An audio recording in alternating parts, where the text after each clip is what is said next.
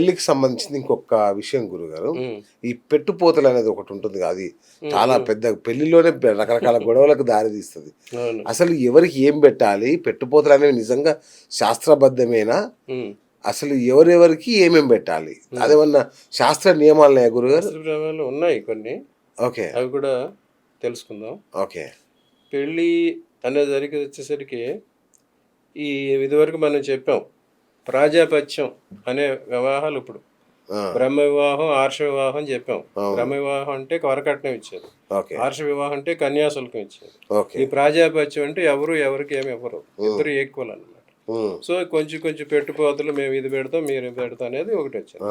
సరే, తర్వాత కమర్షియలైజ్ అవ్వటం, మానిటైజ్ అవ్వటం జరిగింది దాన్ని. సరే, యాక్చువల్గా జరగాల్సింది ఏంటంటే ఎవరైనా పిల్లలు పుట్టినప్పుడు తల్లిదండ్రులు ఏం చేయాలంటే కొడుకు పుట్టినా కూతురు పుట్టినా వాళ్ళకి జన్మ నక్షత్ర రత్నం ధరింపజేయాలి, ఉంగరం, ఒక హారం, ఒక బంగారు హారం వేయాలి. ఏకహారం అంటారు అనమాట. ఎక్కువ కుర్రాళ్ళు ఇది ఫాలో అవుతారు. అబ్బాయి పుట్టాడంటే అబ్బాయికి ఒక గొలుసు, ఒక ఉంగరం తల్లిదండ్రులు చేయించాలి. దానికి పులిగోరు ఉండాలని. అది పులిగోరు అనేది డెకరేషన్ అన్నమాట. అంతే. కొన్ని వర్గాలు స్టేటస్ లేదు. వాళ్ళ జన్మ నక్షత్రానికి సంబంధించిన రత్నం మాత్రం జన్మం అంతా వరకు ధారణ చేయాలి. అది ఒక ఉంగరం తల్లిదండ్రులు చేయించాలి. ఇంకొకటి గొలుసు, బంగారు గొలుసు ఒకటి చేయించాలి. ఇంకా బంధువులు, తాతలు, చుట్టాలు, పక్కాలు ఏమంటే అవి ఇస్తారు. కానీ ఏకహార అంటే పెళ్ళయ్యే వరకు కుర్రాడి మెడలో ఒక గొలుసు ఉంటుంది, ఏకహార అంటారు. తర్వాత అత్తవారు ఇంకో హారం వేయాలి, ఇంకొక ఉంగరం చేయించాలి. ద్విహార, 2 హారాలు మెడలో ఉన్న కుర్రాడు కనిపించాడంటే వాడికి పెళ్ళయిందని సింబలు. వీడు పులిహోరలో ఉన్నా. ఈ పులిగోర ఏంటంటే కొన్ని స్టేటస్ సింబల్ లాగా చేయించుకోవటం. ఇదివరకు అంటే ఈ రాజులు అడవికి వెళ్ళి పుల్లు కొట్టామని చెప్పి మెడలో కట్టుకోవటం అలాంటివి చేసేవారు. అది ఇంకా స్టేటస్ సింబల్ గా అందరూ వేసుకుంటారు. సో 2 హారాలు ఉంటే పెళ్ళైన మగాడికి గుర్తు అంటే 2 హారాలు ఆడి మెడలో ఉన్నాయంటే ఆడు పెళ్ళైన వాడు అని గుర్తు. అమ్మాయికి ఎలాగైతే మంగళసూత్రం మెడలో కనపడితే పెళ్ళయిందని గుర్తు, మగవాడికి కూడా 2 హారాలు ఉన్నాయంటే వాడు పెళ్ళయిందని గుర్తు. ఇది మినిమం ఇవ్వాల్సిందే. సూపర్. ఇది అసలు ఎప్పుడు తెలియాలి మాకు.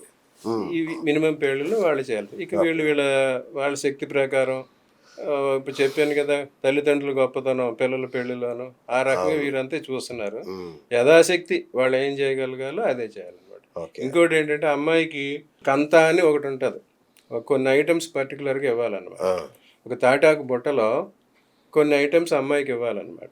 అవి ఏంటంటే అమ్మాయికి పెళ్లి చీరలు ఒక 5 కానీ 9 కానీ చీరలు, మేకప్ సామాను, పసుపు కుంకుమ గాజులు అవి కామన్, ఒక బొమ్మ, బెల్లం ఒక 5 కేజీలు, ఎండు కొబ్బరి, ఈ తమలపాకులు అన్నీ ఒకే కామన్, అరటిగేల, కొబ్బరి బొండాలు, తర్వాత కొన్ని రోజు వాడుకునే ఐటమ్స్ అన్నమాట.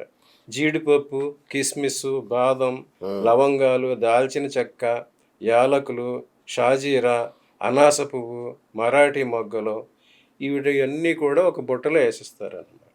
దాన్ని కంత అంటారు. ఆ కంత పట్టుకుని ఈ అమ్మాయి అత్తారింటికి రావాలి. ఇప్పుడు ఎవరన్నా ఏమనంటే దీనికి నీకు అంత ఇంకా నిండలేదురా, దీనికి ఏడుస్తుంది కంత అనేది అదండి. దీనికి అంత ఎంత పెట్టినా దీనికి అంత నిండలేదు అలా.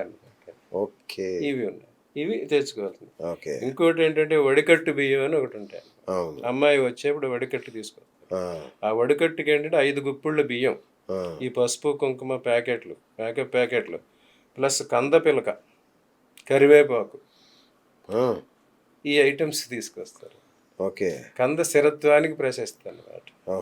ఆ కంద అమ్మవారి ఇంటి నుంచి కంద పిలక తెచ్చి అత్తవారింట్లో నాటారంటే అక్కడ స్థిరంగా ఉంటారు.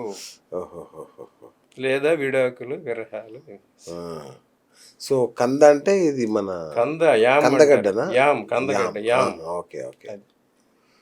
ఇవన్నీ టైం టెస్టెడ్ ప్రాసెస్ అన్నమాట. ఇవన్నీ సిస్టమైజ్ చేసి పెట్టినవి. ఇవన్నీ ఫాలో కాకపోతే ఎట్లాగా? ఇంకా మరి ఆడపడుచుల కట్నాలు ఇవన్నీ. ఆడపడుచుల కట్నం ఏంటంటే అది జనరల్గా వాళ్ళకి సంతోషపెట్టడం కోసం చేసే ప్రక్రియ అన్నమాట. శాస్త్రంలో లేదు. వాళ్ళు ఏం చేస్తారు, కొన్ని ఐటమ్స్ ఉంటాయి. పెళ్లి కొడుకు కాళ్ళు కడుగుతారు, మెళ్ళను చెంబు అని ఉంటాయి, అవి వాళ్ళు తీసేసుకుంటారు, ఆడబిడ్డలకి ఇచ్చేస్తారు. అలాగే వాళ్ళకు కూడా ఎంతమంది ఉన్నారో వాళ్ళందరికీ బట్టలు, పసుపు, కుంకాలు అన్ని పెట్టి మినిమం 1116 ఇవ్వాలన్నమాట. ఆడబిడ్డలకి ఓహో. ఇవ్వాలి. ఆ తర్వాత వాళ్ళు ఎంత ఇవ్వండి అని డిమాండ్ చేయటం, లేదా వీళ్ళు అంత ఇవ్వటం అయ్యో అది అనేది కట్నంలోనే మాట్లాడేస్తున్నారు గురుగారు. అవన్నీ 50,000 ఇవ్వాలి, 1,00,000 ఇవ్వాలి అని కట్నంలోనే మరి మాట్లాడేస్తున్నారు. వరకట్నం అడిగినప్పుడు ఇవన్నీ వస్తాయి కదా, అక్కడే పద్ధతి తప్పింది. అవును అవును. ఈ పెళ్లి కొడుకు కూడా ఏం చేయాలి, పెళ్లి కొడుకు అత్తవారు ఇవ్వాల్సినవి కూడా 2 జతల బట్టలు, ఈ ఇంకో హారం, ఇంకొక ఉంగరం, ఆ, ఈ తమలపాకులు, సుగంధ అవన్నీ ద్రవ్యాలన్నీ కూడా, మేకప్ సామాను అవన్నీ కూడా ఇస్తారన్నమాట. ఓకే ఇవి జనరల్గా ఇచ్చుకోవాల్సిన మినిమం అన్నమాట. Okay okay. ఇవి కాకుండా ఇంకా రకరకాలుగా చేసుకోవటం, సూట్లు, వాటికి అవును డెకరేషన్, అవును. ఇవన్నీ ఏంటంటే ఇక కలిగిన వారికి కలిగినంత అది కనీసం మినిమం ఇవన్నీ చేసుకుంటే మంచిది. వాళ్ళ అంతతో సంతృప్తి పెడితే ఓకే. మంచిదన్నమాట. ఇవి బేసిక్గా చేసుకోవాల్సిన పనులు పెళ్ళికి సంబంధించి. సో గురుగారు థ్యాంక్ యూ, చాలా చాలా మంచి విషయాలు చెప్పారు. మరి ఉగాది సమీపిస్తోంది, మాకు ఉగాదికి సంబంధించిన అనేక సందేహాలు ఉన్నాయి.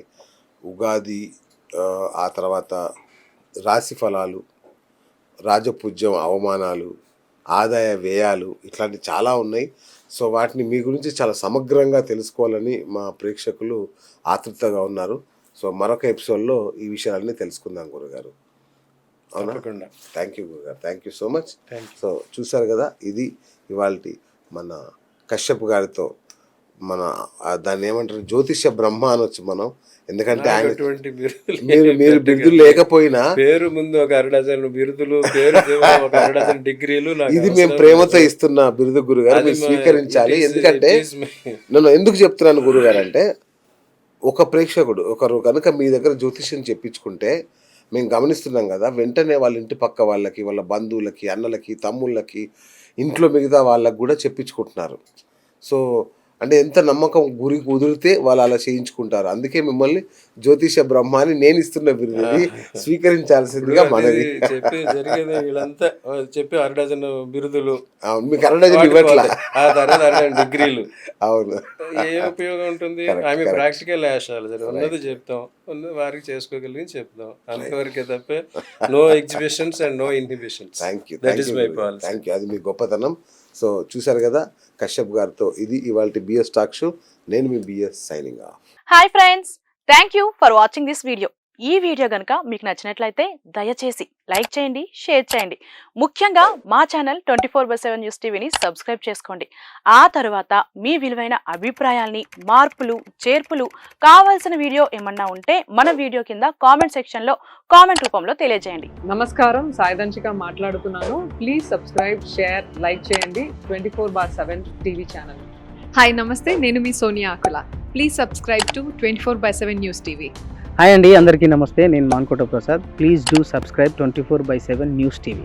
Political, entertainment and infotainment updates కోసం like, share, subscribe 24/7 news TV.